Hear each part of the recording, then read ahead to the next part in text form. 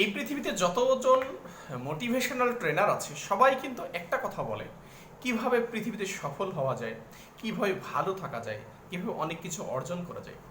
But আমি আজকে আপনাদের সাথে গুরুত্বপূর্ণ এমন কিছু বিষয় নিয়ে কথা বলবো, সেটা হচ্ছে যে এই পৃথিবীতে যেমন সফল হওয়ার প্রয়োজন আছে, আমি যদি একটু ভিন্নভাবে বলি যে ইহকালীন শান্তি এবং পরকালীন মুক্তি। কি এমন আমল আছে যে আমলগুলো আমরা যদি নিয়মিত করি আমরা ইহকালেও ভালো থাকতে পারবো এবং পরকালীনও মুক্তি পাবো, পরকালে ভালো থাকতে পারবো।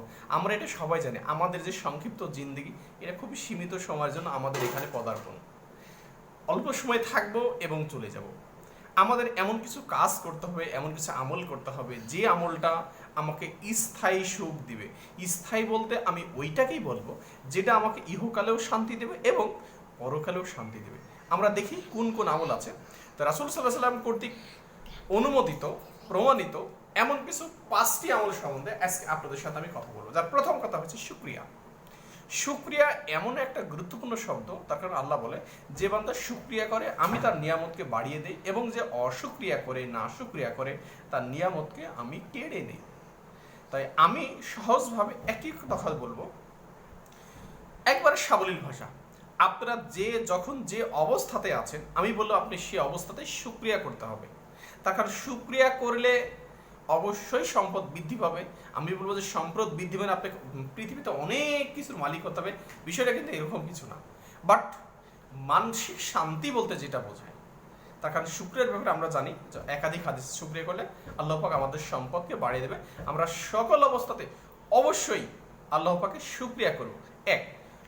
দুই নম্বর বিষয় হচ্ছে, অনেক সময় এমনটা ঘটে যে আমরা কিন্তু এক জায়গা থেকে অন্য জায়গায় স্থানান্তর হওয়ার ক্ষেত্রে আমাদের মধ্যে একটা প্রতিবন্ধকতা কাজ করে। আমরা কিন্তু চিন্তা করি আমরা ওখানে যাব কি না, ভাবছি ওখানে গেলে কি হবে, নতুন কি হবে।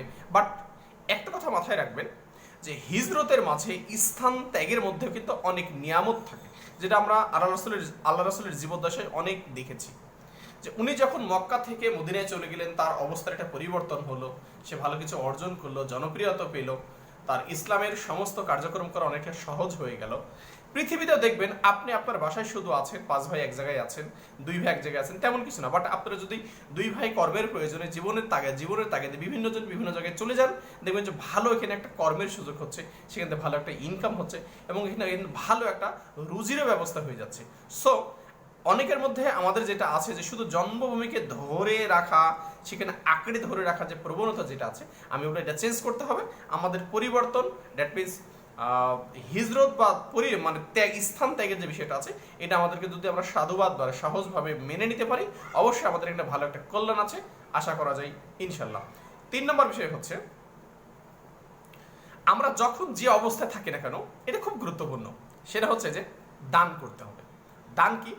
আপনার যে পরিমাণ আছে, যতটুকু আছে, এতটুকুর মধ্যেই আপনি কিন্তু দান যদি আপনি করতে পারেন, এমন অনেক হাদিস থেকে পাওয়া যায় যে তোমার যে সম্পদ আছে তুমি কিছু সময়ের জন্য রেখে বাদ বাকিটা দান করে দাও। এবং রাসূলুল্লাহ সাল্লাল্লাহু আলাইহি ওয়াসাল্লামের জীবনে অনেক এরকম হাদিস পাওয়া যায় যে আমার কাছে যদি অনেক বেশি সম্পদ থাকতো, আমি অল্প কিছু রেখে আমি সব কিছু দিনের পথে বিলিয়ে দিতাম। তো এই কথা দ্বারা এটাই বোঝায় যে আপনি যখন দান করবেন, সেটা পরিমাণ আপনার কাছে মনে করেন 100 টাকা আছে, আপনি 100 টাকা থেকে 5 টাকা দান করেন না। আমি আপনাকে একটা বিষয় বলবো যে আপনি যখন যে অবস্থায় আছেন, এটা খুব জরুরি যে আপনাকে দানের মধ্যে থাকতে হবে। কোনো মানুষ যদি তার সম্পদকে মানে একেবারে গুচ্ছিত রাখতে চায় যে না আমি দিলে ফুরিয়ে যাবে, কমে যাবে, না। তার কারণ আল্লাহ বলেছে যে যখন কোনো মানুষ কোনো সম্পদ দান করে, জাকাত দেয়, তার সম্পদকে বৃদ্ধি করা হয়। বৃদ্ধি বলতে সেখানে বরকত নাজিল করা হয়। আর আমরা ইসলাম ধর্মের মানুষ সবাই এটা বিশ্বাস করি, আল্লাহ পাক যে সম্পদের উপর যদি বরকত নাজিল করে, এই সম্পদ এত বেশি হবে যেটা আমরা খেয়ে পরে শেষ করতে পারবো না। আর এই সম্পদ শুধু ইহকালে উপকার আসবে না, এটা আমাদের পরকালীন জীবনে কিন্তু অনেক বেশি উপকার আসবে।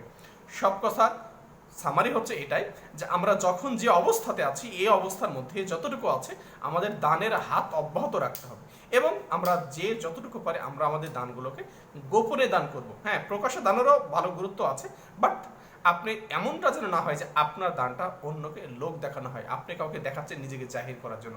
আল্লাহ মাফ করুক আমাদেরকে, যে অবশ্যই আমরা কোনো দান যেন নিজেকে অস্তিত্বকে জাহির করার জন্য কোনো দান না করে থাকি, তার কারণ দানের প্রতিদান তাহলে কিন্তু পৃথিবীতে শেষ হয়ে যাবে। অবশ্যই আমরা যে দানটা করবো অবশ্যই সেটা গোপনে করব, এবং সেটা অবশ্যই আল্লাহ পাকের সন্তুষ্টি অর্জনের উদ্দেশ্যেই করব। পরের অপশন হচ্ছে একটু অন্যরকম, বিয়ে করা। আসলে বর্তমান সমাজে আমরা কিন্তু যুবক যারা আছি বিয়ে করতে কিন্তু ভয় পাই। তার কারণ আল্লাহ বলেছে যখন মানুষ বিয়ে করে তার রিজিককে বৃদ্ধি করা হয়। তার কারণ একটা বিষয় বলছেন, আপনি আজকে সিঙ্গেল আছেন, একা আছেন, আপনার যতটুকু রিজিক আছে, যেটা আছে আছে, আপনি যে মেয়েকে বিয়ে করে নিয়ে আসলেন ওর তকদিরের রিজিক আছে, তার রিজিক এবং আপনার রিজিক দুইটা যখন এক জায়গায় হবে, দেখুন যে রিজিকে এমনি এমনি বরকত চলে আসছে। তবে এখানে একটা কথা আমি শুধু বলবো যে যারা বিবাহ করতে ভয় পাচ্ছেন অবশ্যই তারা অতি দ্রুত বিবাহ করে ফেলবেন। তার কারণে বিবাহর মধ্যে দিয়ে অনেকগুলো পাপ থেকে মানুষকে নিজেকে হেফাজত করতে পারে, বরকত আসে। তবে এখানে একটা বিষয় আপনার মাথায় রাখতে হবে, অবশ্যই ইসলামী অনুশাসন যেগুলো আছে, ইসলামের সুন্নাত নফল যেগুলো আছে, মানে আমি আপনাকে এই কথাই বলবো যে যেভাবে জীবনযাপন করলে কোরআন ও সুন্নাহর আলোকে জীবনযাপন করা হয়, অবশ্যই এই সুন্নাতগুলো সম্বন্ধে আপনার কিন্তু একটা ভালো ধারণা থাকতে হবে। দেন আপনি আল্লাহর উপর তাক্কুল করেন, আপনি একটা বিবাহের সাথে কমপ্লিট করেন, আপনি আল্লাহর কাছে একটা হালাল রুজির, হালাল একটা কর্মের প্রার্থনা করেন, অবশ্যই তিনি আপনাকে একটা ব্যবস্থা করে দেবে। বাট আপনি শুধু একটু প্রচেষ্টা চালাবেন, উনি এমনি এমনি আপনার একটা ফায়সালা করে দেবে। বিশ্বাস অবশ্যই থাকতে হবে যে আল্লাহ পাক যেহেতু বলেছে যে বিবাহ করার মধ্য দিয়ে মানুষের রিজিকে বৃদ্ধি হয়, রুজিতে বরকত হয়, অবশ্যই এটা ধ্রুব সত্য। সুতরাং আমরা বিয়ে করতে ভয় পাচ্ছি তারা এমনটা যেন না হয়, অবশ্যই আমরা যত দ্রুত সম্ভব সুন্নাহ মোতাবেক বিবাহটা আমরা আমাদের কমপ্লিট করে ফেলি। ফাইনাল অপশন হচ্ছে